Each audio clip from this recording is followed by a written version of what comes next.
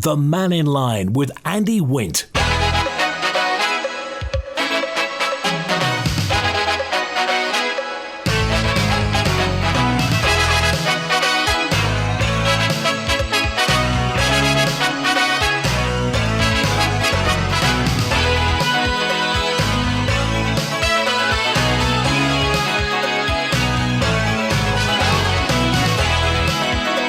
Welcome to Mannin Line on Manx Radio. Your chance to have your say, your chance to have your opinion heard by the Isle of Man and everybody else. From now through till 1, call 66 13 68. Text or WhatsApp 166 177. Email studio@manxradio.com. Ministry of Defence has formally objected to the proposed Mooir Vannin wind farm you heard. Well, we brought this up on Mannin Line yesterday. It's all over the news. Well, the government say they're not going to do anything. Well, they're not going to talk about it. The government, they won't talk about it while the examination process is live or speak to any particular comments raised. I just wonder what your thoughts are where this is concerned. And it was mentioned yesterday. Did nobody notice this?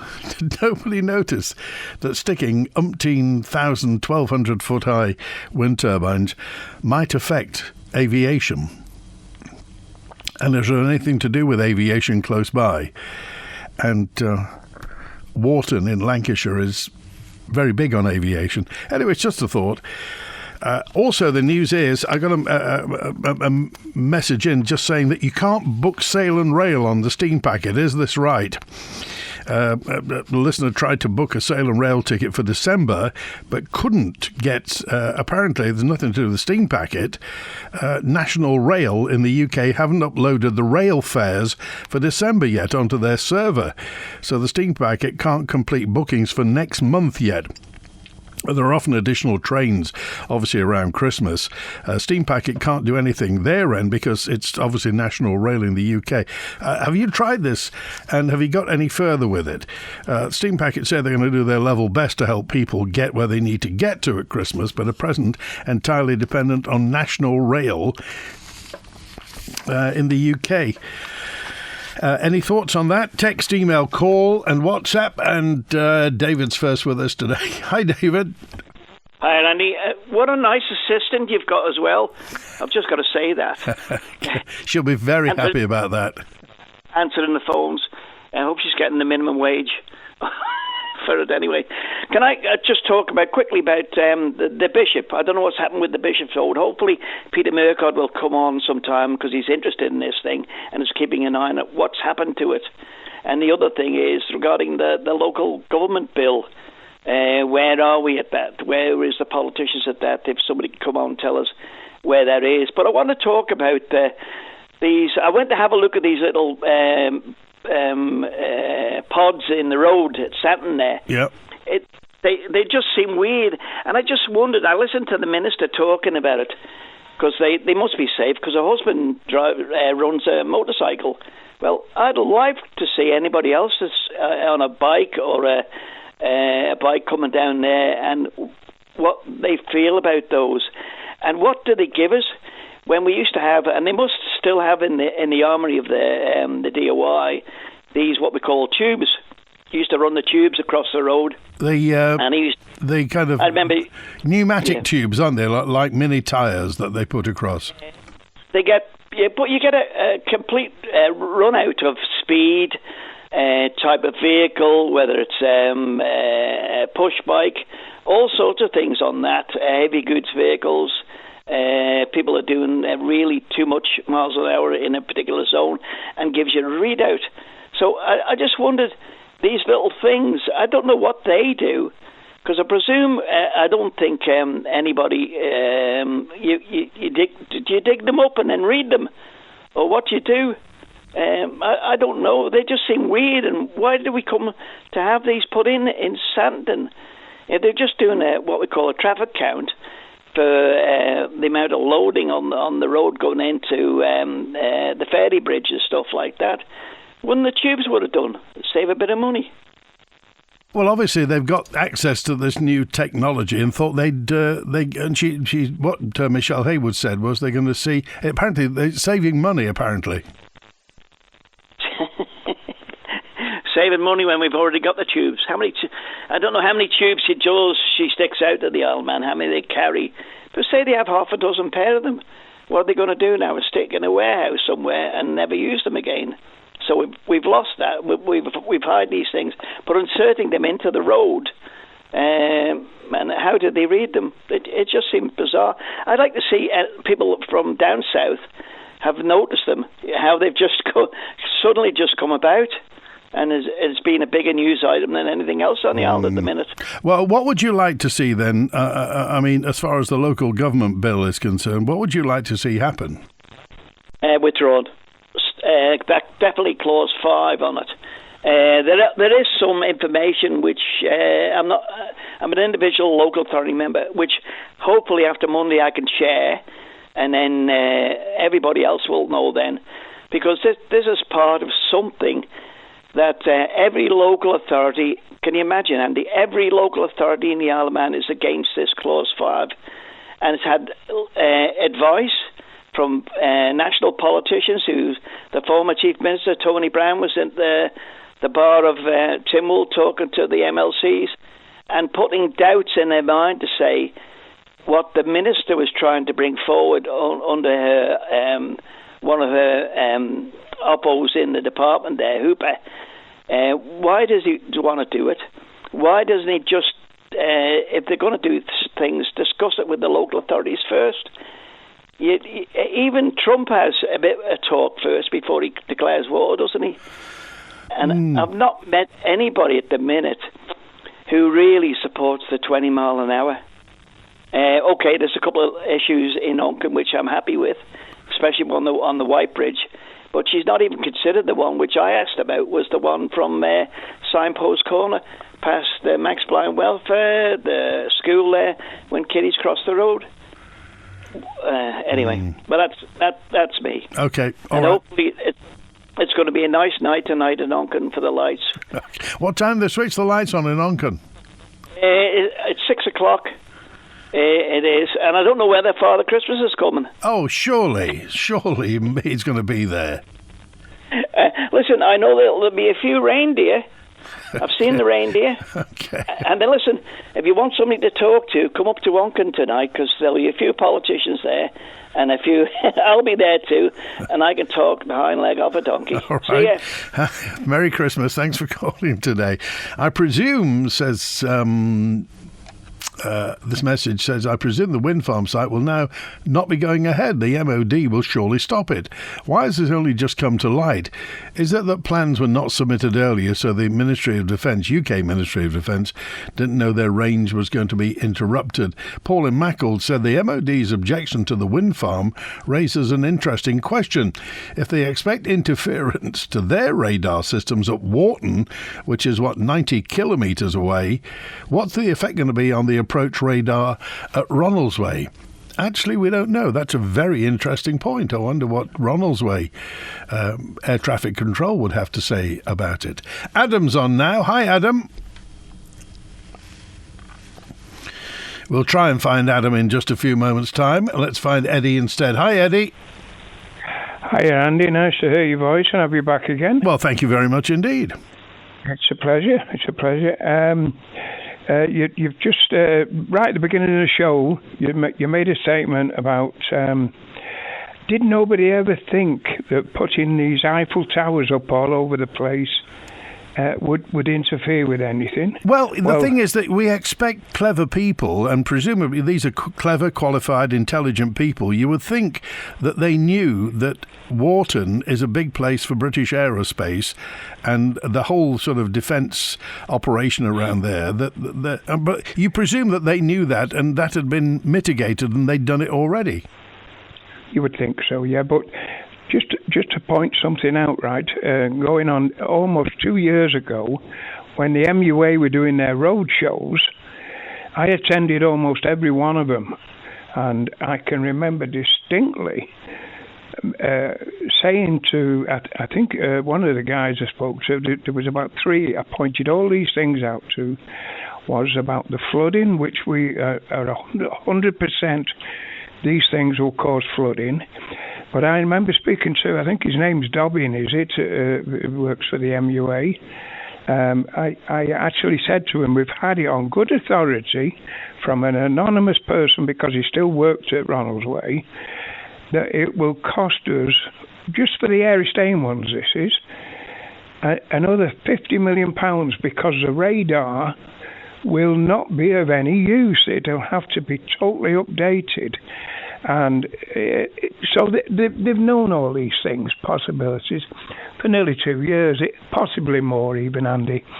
So yet again, this is just an illustration of they've been trying to get this daft thing through. It is a stupid idea. It will never work. The rest of the world knows that wind turbines cost an absolute fortune and never pay for themselves. And yet here we are going down that road again. The MUA should somewhere along come clean. They've got to admit they've made mistake after mistake after mistake. There's a load of work been going on at the Kringle Reservoir there, and nobody believes it's just a bit of maintenance. They all think it's to try and divert water from these turbines, which won't work anyway. There'll be that much, it will just overrun everything. And the radar, we have said for years and years. So when I heard the news that the Ministry of Defence, I'd overlooked that myself. I thought, right, if they're sticking them all up in the Irish Sea, it definitely. Did we have a sort of a Russian spy ship off the Isle of Man not long back? Yeah, that's the one that's been knocking around England as well. That the Kantar, it's called. It was off the south coast of the Isle of Man, because the Amazon cable that starts, I think, in Denmark goes from the UK just south of Port Greenock, and then goes to Dublin. So the Russian spy ship is basically mapping all the pipes and the wires that go under the Irish Sea. Well, do you remember me telling you about the Katya and your documentary about the Balkans? Yeah. Well, on her website, she actually has mentioned the fact that the Russians have already, they won't admit it, but they've actually damaged God knows how many pipelines, cables and things in the Baltic Seas already. So when we're thinking about the way the world is at the moment, we're on the edge of something, or we could be. Pray we don't. But if we're on the edge of war all over the place, which it looks like it, we need every asset that we've got in position now. So if anything is going to interfere with the Army and the Navy of Britain, it's got to be forgotten about. So do you think then the fact if this offshore thing is put under a cloud because of the Ministry of Defence in the UK, does this make it more likely that the MUA will now push for Erie Stain, Eddie? Well, again, it's the same thing. We pointed this thing out years and years ago, nearly 2 years ago, that if they put these monstrous things up in Erie Stain, they'll have to renew all the infrastructure, including a brand new radar at the airport. Right. Is anything happening on the ground at Erie Stain at the moment? Are they doing any tests at the moment, or are they doing any checking out the wind flow or anything? Well, up to now, Armstrong have spent, I believe, 1.6 or 1.7 million pounds on surveys and checking this, checking that. We very rarely see them. They're all hiding in the undergrowth, having cups of coffee and maybe a drop of rum in this weather. But no, nothing. And what about nothing is what about the plans to get? I mean, where's the access point? If they were going to bring wind turbine blades, is it Balakillawi? Is it the slot? Where are they going to bring them in from? Well, they won't tell us, will they? And end of story. They just won't tell us. But I've already pointed out before on your show, Andy. Do you remember me pointing out that there's a weight limit on the bypass? Yeah. So if are they going to bring them through Ballasella and Colby and Ballabeg? You know, it's mind-boggling. They just haven't got a clue, and this just indicates how amateur the whole thing has been when they can't even look at the radar and the Ministry of Defence. Okay, all right. Well, it's dead obvious. We appreciate your opinion today. Eddie, it's good to hear from you. Thanks for being with us today. Let's go to the answer phone. Hello, Andy. It's Anne here. I live on the front. I'm just listening about the My Card, and I hate it as well. I do have bank accounts, but I like cash, and most of my friends are the same. We all hate it. I hate going to the thing in the wall because I feel I'm going to lose my card, so I have to go into the bank. I know they can get it back. So I'm full of agreement for bring back the My Card and cash is king. One other point about the promenade from the Villa Marina on to Derby Castle. We've got no Christmas lighting. Last year it was the same. It's like doom and gloom in Scrooge land. So maybe you could mention that as well. Thank you very much. All right, thanks, Anne. Thanks for. If you want to leave a message on the answer phone, as Anne did, it's 682631. 4 of the Isle of Man's banks are at Markwell House in Douglas today to help people open a bank account regarding My Card. If you're a My Card user without a bank account, Treasury has arranged the drop-in session to support those affected by the My Card service stop. So you can go today. It's on till midday 30, so it's only another 10 minutes at Markwell House for a bank. We think we found Adam now. Hi, Adam. Hello, Andy. Hello. Hello, can you hear me? Loud and clear, Adam. Good. I'm just ringing up, as David Quirk was saying before, there's no news about the bishop. And I hope that the members of Tynwald are coming to her aid and that she is managing to keep her vote. Because I presume they're still in session, because there's been no news about it in the Manx media. And obviously it was yesterday the vote was supposed to take place, so whether it's taken place or not, I don't know. But as Rob Collister the other day wrote a really good article about it, saying, you know, she connects us to our cultural past. The Diocese of Sodor-Man connects us to our cultural past. The church is very important. All the parishes in the Isle of Man are, defined by the Church of England parish churches, or the ancient parish churches, the kirks, the 17 kirks, and the seatings are obviously based on the parish layout. There's been a bishop since at least 498 AD, because St Mackald was made Bishop of Man in 498 AD, and goodness knows who was bishop beforehand to make him the bishop, but there must have been one. And Rob Collister was also saying that, you know, she's a moral and ethical voice in Tynwald, and there isn't any other moral and ethical voices. Everybody's just focused on the economy, all the other MHKs.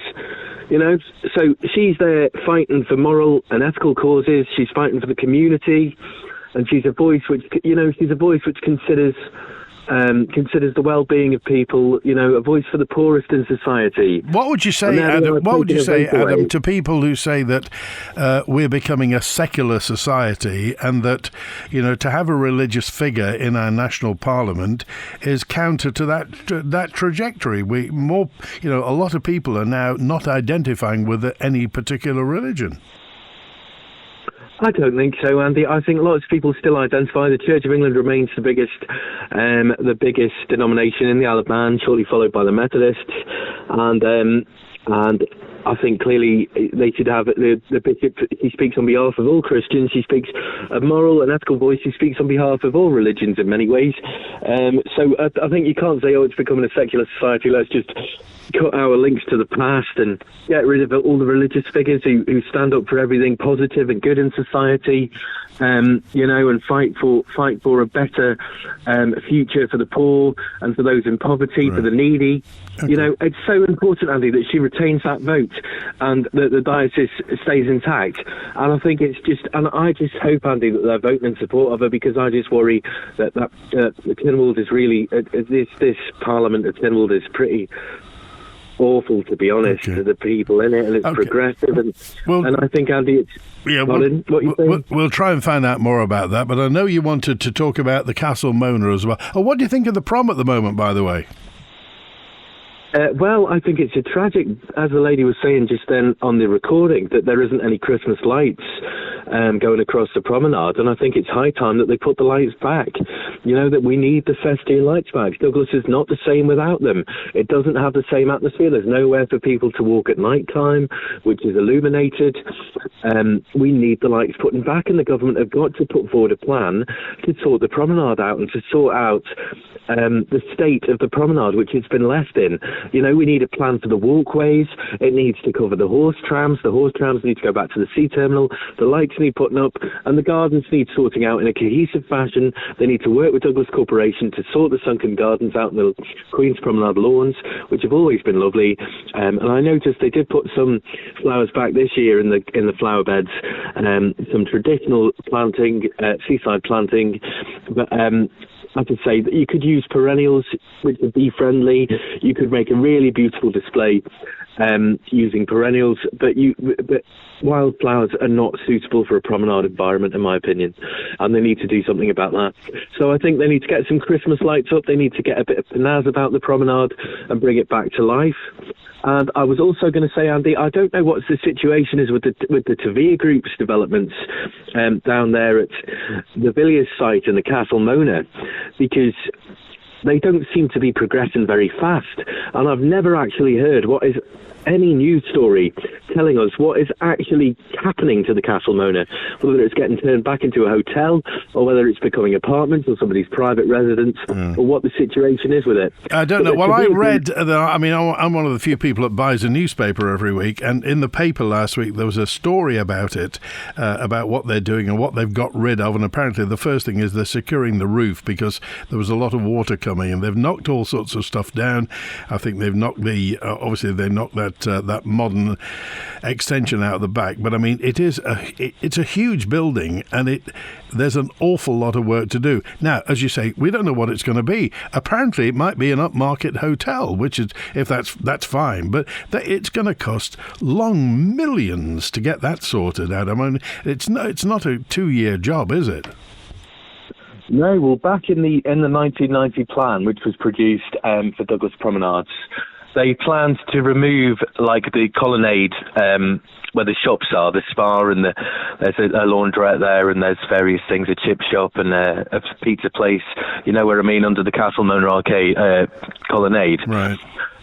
They planned to remove that so that you could get a better view of the frontage of Castle Mona from the promenade, and you could look up, and they could have it all beautifully landscaped coming down to the promenade, you know, all beautiful gardens around it, and it could look really magnificent, and it wouldn't really matter what it was, if it was a hotel or if it was apartments or if it was somebody's house, you know, if it was somebody's house. They're always building mansions all over the Manx countryside. They could have a very nice one there in the heart of town, which wasn't wrecking any greenfield sites. So, you know, it does, because we can't have too many hotels, Andy, you know. They're building all these hotels. They want another hotel on Lord Street, which I think is ridiculous, because there's no beautiful views, there's no amenities, there's not the right environment for it, is it? So, you know, they're having all these new hotels. The Tavia Group are supposed to be building one on the Villiers site on Loch Promenade, but it doesn't seem to be going up very fast. Well, and I know that site has had issues. Yeah, that's going to be that'll be ready for TT 2027, that Tavia site there, because obviously they're digging down there, and there's an underground car park next to it as well, so they've got to get everything right first. But March 2027, that's due to be finished. Is it? Well, I hope it is finished by then, because there doesn't seem to be anything vertical going up very fast. And I think it's, you know, I know the site's had issues in the past with the foundations and things, and I just wonder what the problem is there. I hope nobody's taken the mickey out of the Tavia site in terms of the contractors and the builders, because they do seem to drag things out and squeeze every last penny out of people. So I hope nobody takes the mickey over it, and we get some decent developments in Douglas. Okay. And so yeah, because Andy, Douglas was beautiful once, you know, down there on Walpole Avenue. There were some beautiful buildings once upon a time, and they all got pulled down, and it's a tragedy, because Douglas really was architecturally impressive, and I hope one day it is again. All right, good to hear from you, Adam. Thanks for being with us today. Got a message in also. Somebody said Adam was talking about the colonnade of shops underneath the Castle Mona. Don't the brewery own that? don't the brewery, because obviously the brewery owns Spa, don't the brewery own those shops? And obviously that colonnade of shops on the front, the prom shops, is underneath the car park of the Castle Mona. It'd just be, if anybody knows, do the brewery own those shops, or does that come under the Castle Mona? Just a thought now. Peter's with us now. Hello, Peter. Oh, hello, Andy. It's Peter Murcott here. Now, just to answer David Quirk's question, and thank you, David, for thinking of me to answer about the Bishop's vote. The House of Keys yesterday had on the order paper, I think at item 5, the motion was that the House would accept the amendments that had been made in the Legislative Council. However, the matter was not discussed for reasons that I do not know. I've not been able to ascertain why. Whether it'll come back next week, I don't know. Now, the fact it was on the agenda on the order paper doesn't mean, of course, that the House of Keys will approve it. So that is where we are. We're still in limbo. It may come back next week. I shall be going to find out on Friday when the order paper comes out. The point about, we're getting to a secular society, and we've moved away from religion and so on. Well, if that's the case, as I pointed out, a whole lot of Manx constitution will unravel, because if you want a secular society, then you'll cut out the service on Tynwald Day. As I've mentioned before many times, MHKs will simply get in their cars, they will park somewhere at St John's, run up Tynwald Hill, just have the laws read and then run down again. If you want to dumb down Tynwald Day, that's what will happen. If you want a secular society, well, that's what you'll get. I think there's a bigger discussion needs to go on about LegCo, actually. The Bishop is the only one who doesn't cost any money. The Bishop gives the services absolutely free. You look at the rest of LegCo, time was when LegCo was made up of people who had been politicians and elected to the House of Keys. Now, I think I'm right in saying that there isn't anybody now who's actually sat in the House of Keys, and you need a wider discussion on whether this is moving further away from democracy than it was before. That discussion doesn't take place because it's been obscured by a lot of nonsense about the Bishop, which I've tried to answer.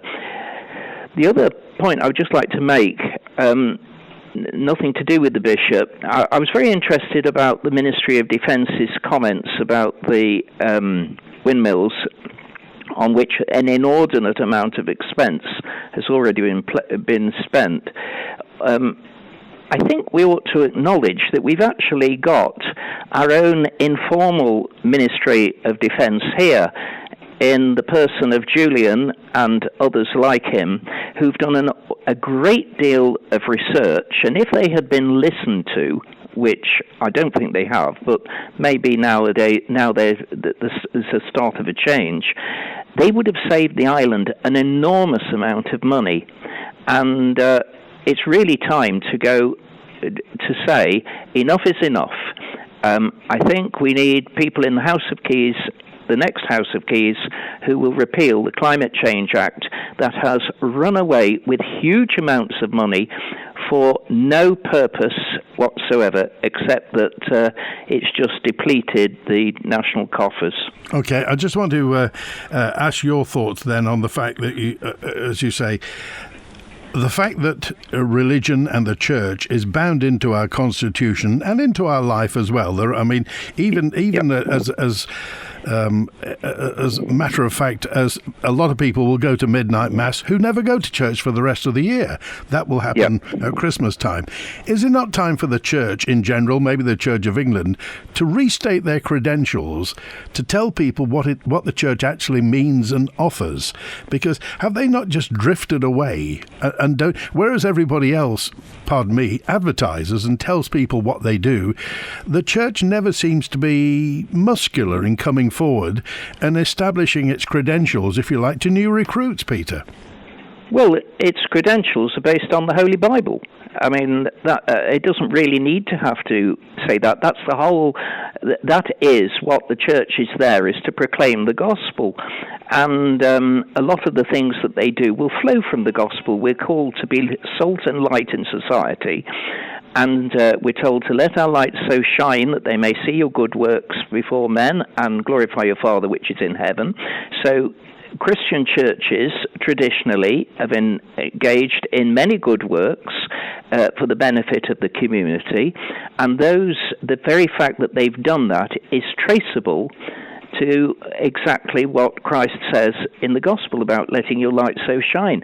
I'm not quite sure what else you would want to say, because that is the fundamental raison d'etre of the Christian church, to proclaim the reality of God the Father, Son, and Holy Spirit.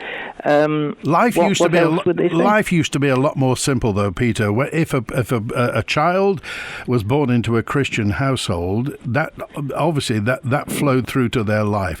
Now times have changed, and people have more calls on their time than ever there were. I mean, just a simple fact now: the Lord's Day observance disappeared on the Isle of Man, and pubs started opening and shops started opening and what have you, and more people get more calls on their time than organised religion. And do you think that the church has done enough to get its word out to people who have got other calls on their time? Yes, I do.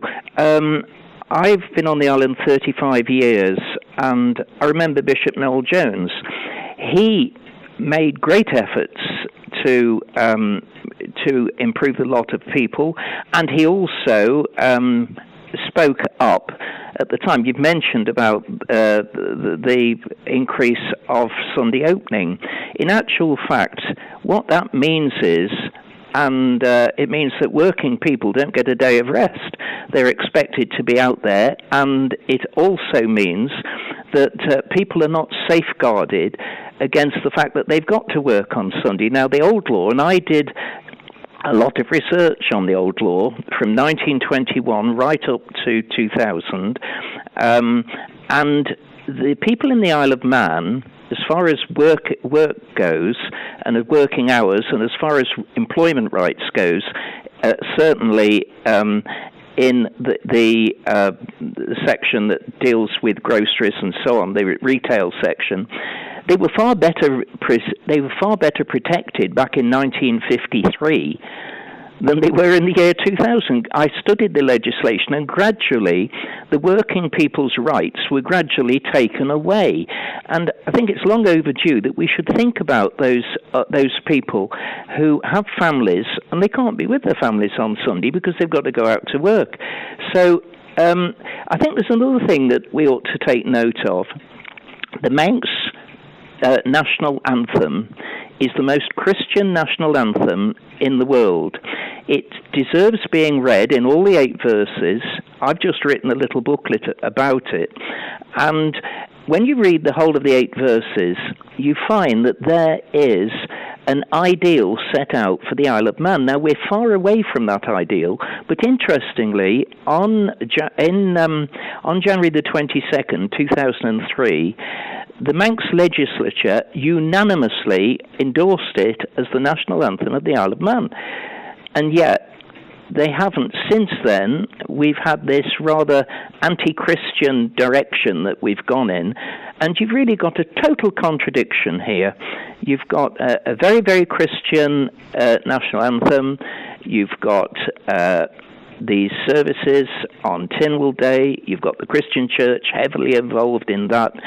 And yet they're trying to pull in 2 directions, and they've really got to make up their mind. What do they want? Okay, all right, good point. Yep, well made. Thank you. Thanks, Peter. Good to hear from you. It's 20-1 now.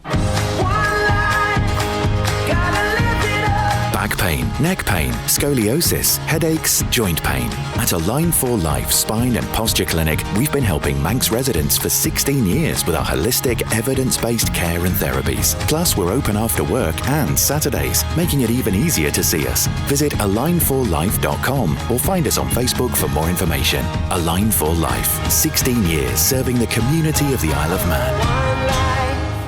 Darker days and damper conditions require more action. Make sure you carry out your vehicle safety checks this winter. Think powders. P, petrol and diesel. O, oil. W, water. D, damage. E, electrics. R, rubber. S, self. Make sure your lights are all working too. Brought to you by Quayside Tyres in conjunction with Isle of Man Road Safety. It's joy scrolling season at Manx Telecom. More gifts, more roaming, more reasons to grin at your phone and then put it down. This festive season, enjoy up to 40 gigabytes of data to use across 37 EU countries every month. Plus, unwrap a festive gift of your choice worth up to £200 when you take out a new Go Roam plan over 24 or 36 months. Unwrap your perfect plan at mt.im/joy scrolling. Terms and conditions apply. See mt.im/terms. Hello, I'm Gregory Greenfingers, and today I'm here to tell you all about Green Valley greenhouses. Now, whether you're an avid gardener or just starting your growing journey, an expertly crafted customisable greenhouse from Green Valley Farm Supplies provides the perfect environment for year-round gardening. And best of all, Green Valley are now taking orders, so be sure to visit greenvalley.co.im to find out more and get in touch today. Green Valley Greenhouses, for your own gardening world. Are you a small charity here on the Isle of Man? Are you looking for volunteers, hoping to raise awareness and chasing those crucial pounds and pennies to support your work? Well, Manx Radio can help. You could be our next 1 to 3 Charity of the Week. With daily on-air coverage, podcast and social media promotion, we can help support you and those you help. Just email the numbers 123@manxradio.com and listen out for the feature each weekday between 1 and 3 p.m. The Charity of the Week, brought to you by Kell Properties. The Mannin Line with Andy Wint. 18 minutes now before 1. Faster Mike, good afternoon. Mannin Line on Manx Radio. This Wednesday, weather's filthy at the moment, isn't it? Thanks to Christian Jones from Manx Radio News, who's leapt up the stairs to tell me the Bishop's vote travelled through the House of Keys, then got taken up by Ledgco, spent a fair few months there. It's moved to the final stage 2 weeks ago, but got amended, so then it gets sent back to the House of Keys. Keys were due to go through the amendment yesterday, but there was an additional amendment which was tabled too, which means it would have to go back to Ledgco again for consideration if passed. However, the mover of the amendment, Chris Thomas MHK, decided not to move it yesterday as there was already substantial work happening in the Keys. It's been deferred till next week. That's Chris, who was actually in Keys yesterday. Tam on WhatsApp said, I saw an electric bike travelling at high speed on the pavement in Williston and expressed concern about the lack of monitoring or enforcement in the area. Also questioned whether the council had ever considered installing mini wind turbines on local properties there. Mini wind turbines in Williston. It might work. A 1-minute Google, says Steve, will tell you the Ministry of Defence objections are nothing new. They actually object to about 50% of all UK applications around, and the percentage go ahead and get blocked. Sorry, that's become distorted in the sending. I'm fairly sure that it comes at no surprise whatsoever to the wind farm planners and was probably totally expected. And Julian's with us now. Hello, Julian. Hi, Andy. I would imagine that something that the wind farm operators weren't expecting was, in the last 12 months, 70 major offshore wind projects have been cancelled. There were 3 alone off the Akita and Chiba prefecture seabeds off Japan by Mitsubishi Corporation. You've had a vast one off Atlantic Shores, off New Jersey, again off New Jersey Ocean 1. Hornsey 4 was cancelled not too long ago for Ørsted. Off Norfolk, the Boreas mega wind farm has been cancelled by Vattenfall, the Swedish version of Ørsted, and subsequently all the offshore wind farms planned for off the Norfolk coast have been halted. So it seems also the onshore cancellations have increased by 63%. And the projections are, if it keeps going the way it is, by 2030 there will be a 600% rate of cancellations in on and offshore wind farms around the world. So there's certainly something. It's not just it's not just Mooir Vannin. There's all kinds of stuff getting cancelled at the moment. You've got to ask that question, haven't you? Well, maybe that's just that we're in that stage of the business cycle where it's concerned. I mean, there are still, and let's face it, there are still a lot of wind turbines and wind farms operational around. You're only going to drive through southern Spain. They're absolutely everywhere in the mountains of southern Spain and right across Europe as well. Well, we know what happened in Spain on April 28th. They had the largest blackout in history. 50 million went blackout for 28 hours. That was lucky because it was nice weather in the April, so it wasn't too hot either. But imagine now if the whole island went off for 24 hours or 28 hours. That wouldn't be much fun. So do you think this is going to happen? If it was not being propped up, it seems, any other business would have gone long ago. It's almost like a zombie company, Orsted, now. The share price is through the floor, and no matter what they do, whether they flog £6 billion worth of stuff or they keep promising that things are going to happen, it doesn't seem. It's like it's a flat line at the moment. Just going on with the kind of the net zero theme a bit, I was listening to yesterday sitting at Tynwald. Chris Thomas brought up an interesting point when he was speaking to Michelle Hayward. He said that Wales changed their primary legislation prior to their 20-mile-an-hour rollout. However, there's been no alteration to the Isle of Man Road Traffic Regulation Act, Section 23 primary legislation, which states, and I quote, "A town district or village district shall be 30 miles per hour." And we've talked a bit about certain other bits of legislation where you get mission creep. So if it's saying it shall be 30 miles an hour, that's not maybe, that shall be. So that needs to be clarified, I think. Especially as everyone I've spoken to, and I've spoken to tons of people, and so has Ewan, and so has Peter, nobody's in agreement with this as a widespread rollout. Everyone can agree with schools, this type of thing. This 20-mile-an-hour rollout is, I'll quote Mr. Corlett from 1957, a farce. If that's fair enough for me to comment on somebody else's quote. Well, it's fair to say that at the last general election, 20 miles per hour never got mentioned in anybody's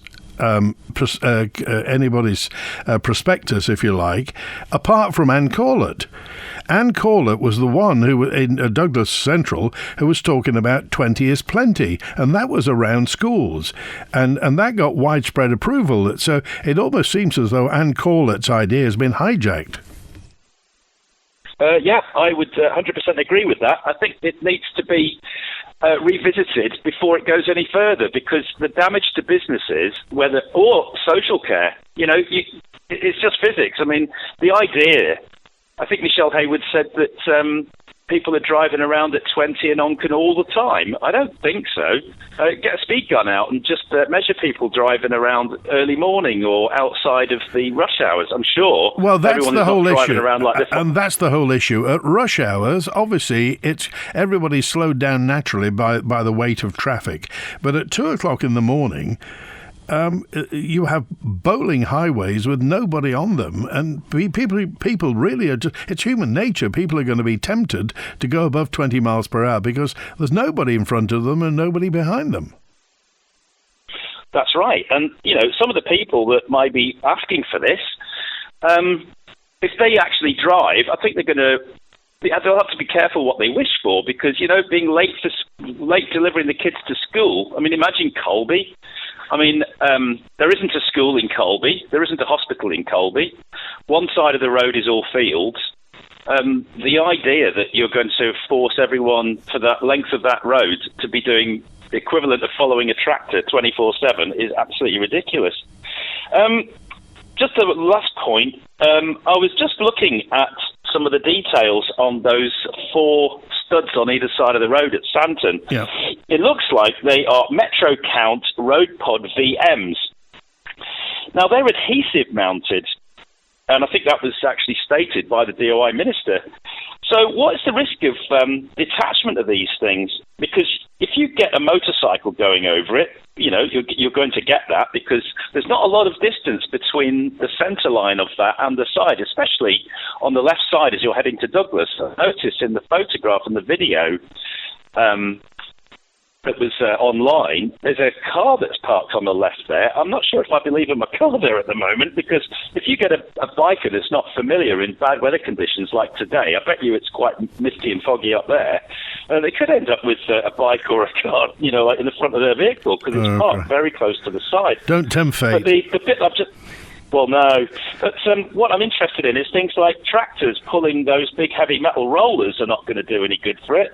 And up there, you're about 400 feet odd above sea level, and you've got the prevailing wind running right across there. So you've got freeze and thaw cycles, you've got water ingress, especially wind-blown, road salt. That's going to undermine the mounting of it, even if the adhesive's all right. If the tarmac starts to disintegrate, and those counters are twice the weight of a cat's eye. Okay. So you've got twice the kinetic energy that will flick up towards a car windscreen or a biker that might have his helmet open at the time. So. Okay. Anyway, there you go, Andy. Appreciate it. Thanks, Julian. Thanks for... Maybe they're using no more nails. Concerned about your hearing?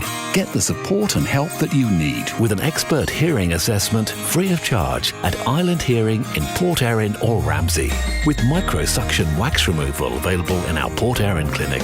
Island Hearing have been your local hearing care specialists for over 15 years. So for friendly professional help and advice, just call 830 722 or visit Island Hearing at 1 Station Road, Port Erin. Island Hearing, always listening. Charity of the Week, brought to you by Kell Properties. The Salvation Army is a church and charity who meet human need without discrimination. They alleviate poverty through practical ways and social programmes. This Christmas, they will help a variety of people by serving with hope and compassion. To help by making a donation, or to find out more about what they do, please Google Isle of Man Salvation Army. This advert is brought to you by Kell Properties. EVF won't just fuel your car this Christmas, we'll fuel the celebrations too, with great ranges and gift ideas. Our sites across the island are an easy and convenient alternative to high street shopping. Stock up today with Ellen Vannin Fuels. I'm so excited. Mum says we can go to Ramsey Garden Centre to get our Christmas decorations. They've got everything for Christmas in store now, from lights and trees to decorations and lovely gifts. Our Christmas always starts with a visit to Ramsey Garden Centre. It's open every day. This Christmas, take the pressure off your plate and let the Isle of Man Creamery bring the best of local goodness straight to your door. Fresh milk and dairy, pastries, coffee, Ross Bakery loaves, eggs, potatoes and more. Look out for Christmas specials like Noah Bakehouse mince pies and Oakl's smoked porter mature cheddar. Sit back and let Christmas come to you. Order now via the app at isleofmancreamery.com/deliveries. Coming up, we have another winning weekend here on Manx Radio, and this time we're teaming up with Waltons to give you the chance to win a 65-inch TV. To win, all you have to do is head to the Manx Radio Facebook page across the weekend and work out the TV show in question. And then listen out for the window of opportunity to open and text your answer to 166 177. There'll be chances to text in right through Saturday and Sunday. And you can head to Waltons at the Isle of Man Business Park. Follow them on Facebook or have a look at the latest special offers at waltons.im. Don't miss your chance to win a 65-inch TV this weekend with Waltons and your nation station, Manx Radio. The Mannin Line with Andy Wint. Jack dropped a note in just to said, you asked yesterday how many car spaces, how many vehicle spaces, parking spaces are going to be lost with a proposed Ramsey quayside development. I think, says Jack, I think I heard the number 50. And the other point is, they're putting the wall up on the quayside. And what about the other side? By the shipyard? Are they going to put a wall up that side? Because if it gets flooded on one side, surely it'll get flooded on the other side. Or is the wall higher anyway?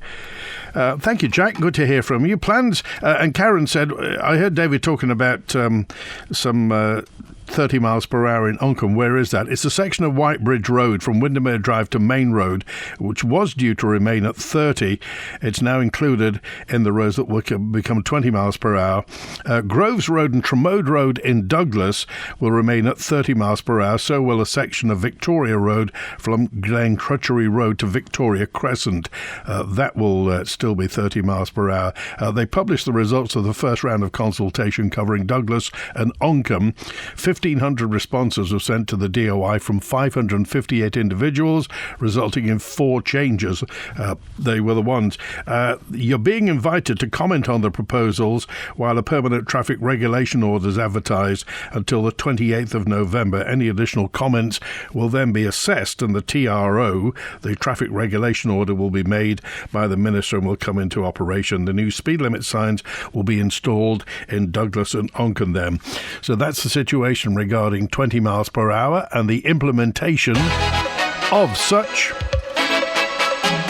The promenade, says Paul. When will the DOI start the necessary repairs to zebra crossings that are crumbling and now a trip hazard? Also, big cars damaging chunks of the red track have dipped and cars are swerving to avoid them, damaging their cars. This is getting to a point where people are going to start making claims which the taxpayer will be indirectly paying for. They should get a grip.